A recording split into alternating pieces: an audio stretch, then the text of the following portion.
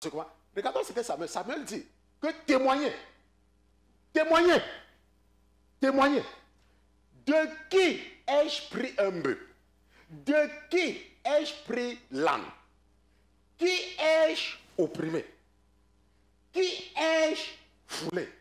Et de la main de qui ai-je pris une rançon pour fermer les yeux? Je vous ai toujours dit, si un pasteur t'appelle un jour pour te demander de l'argent, ce n'est pas un pasteur, ça ne peut pas être un pasteur. Moi je vous dis, c'est-à-dire qu'il y a les gens parfois, il y a une de vos sœurs à qui j'avais dit ça, elle n'a pas compris. Un pasteur, quelqu'un qui est appelé, que Dieu, le Dieu créé, celui qui a écrit la Bible, qui l'a appelé et qui a l'esprit de Dieu en lui, ne va jamais te demander même un franc. Même s'il est en train de mourir de faim. Pourquoi? Parce que c'est là, c'est un esprit. C'est un esprit. Mais vous êtes là, on vous parle, vous ne comprenez pas. Tu pars, tu vois un voyou. Moi, je les appelle les voyous spirituels. Ils t'appellent, oh ma soeur, vraiment ma soeur, je ne sais pas si... C'est un bandit. Un pasteur ne te demandera jamais rien. Jamais.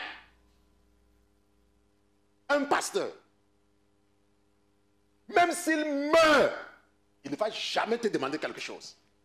Pourquoi? C'est un esprit. Si quelqu'un te dit qu'il fait le travail de Dieu et il ouvre la bouche pour te demander quelque chose, c'est un bandit. Ce n'est pas un serviteur de Jésus.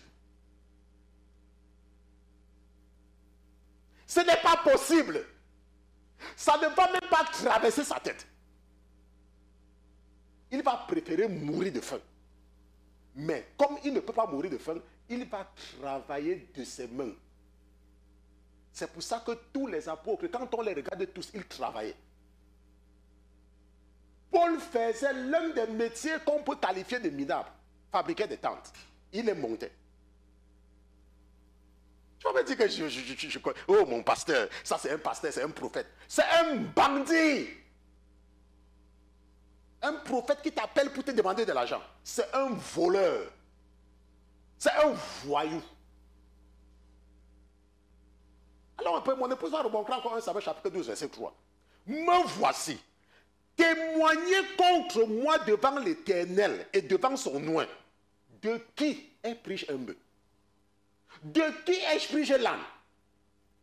Qui ai-je opprimé? Qui ai-je foulé? De la main de qui ai-je pris une rançon pour fermer les yeux devant lui? Je vous le restituerai. Samuel. C'est pour ça que parfois, moi, je remercie le Seigneur qui a mis dans le cœur de ma femme de suivre même ce que je porte. Parce que même ce que moi, je veux porter, si je ne veux pas acheter moi-même mon habit, si ça ne lui plaît pas, elle va dire que tu ne portes pas ça. Ce qui m'arrange. Parce que parfois, quand une personne me dit, oh, pasteur, je vais te donner ceci, je dis que ma femme ne va pas accepter, si vous voulez prendre. Pourquoi? Parce que c'est un esprit. C'est un esprit. L'esprit. Quand Dieu dépose son esprit à toi, il a dit à Pierre, Pierre, m'aimes-tu? Pierre a dit, oui, Seigneur. Tu sais, il dit que paie mes brebis. Pierre, m'aimes-tu? Oui, c'est ce que je veux. Paie mes brebis. Paie mes agneaux. Pierre, est-ce que tu m'aimes? Oui, Seigneur. Paie mes brebis. Attends, quand on paie la brebis, on demande à la brebis encore quoi? Bandit. Tu es un bandit spirituel. Si tu ouvres la bouche un jour, parce que quelqu'un prie avec toi, ou parce que quelqu'un peut-être t'écoute, ou peut-être parce que quelqu'un t'apprécie. Oh mon frère, j'aime quand tu fais ça. Oh mon frère, quand tu fais ça, ah, mais, oh mon frère. La personne peut te bénir.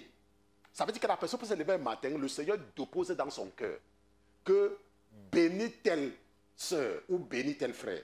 Et la personne se lève et la personne te dit, oh mon frère, donne-moi ton nom, je vais te bénir. Le Seigneur met dans mon cœur. Mais un serviteur de Dieu ne va jamais, ce n'est pas possible.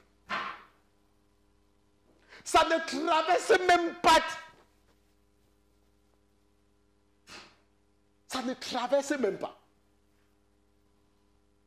Pourquoi? Parce que ta réputation est en jeu. C'est pour ça que Jésus a dit quelque part que n'acceptez même pas les cadeaux.